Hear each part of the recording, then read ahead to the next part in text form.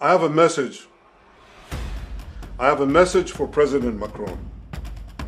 Today, Israel is defending itself on 7 fronts against the enemies of civilization.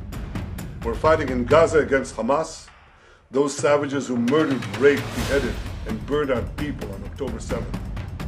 We're fighting in Lebanon against Hezbollah, the most heavily armed terror organization in the world, which was planning an even greater massacre than October 7th on our northern border, and that has rocketed Israeli towns and cities for nearly a year.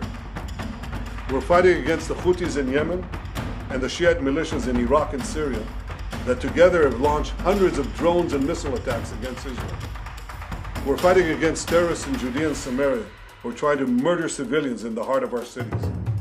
And we're fighting against Iran, which last week fired over 200 ballistic missiles directly at Israel, and which stands behind the 7-front war against Israel.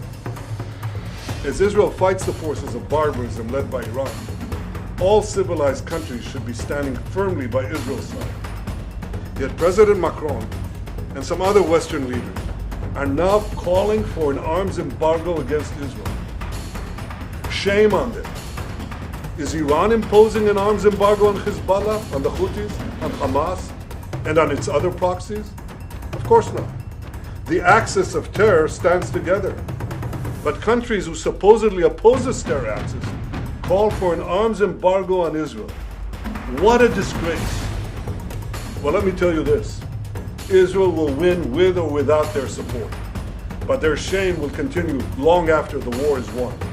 For in defending ourselves against this barbarism, Israel is defending civilizations against those who seek to impose a dark age of fanaticism on all of us. Rest assured, Israel will fight until the battle is won, for our sake and for the sake of the peace and security of the entire world.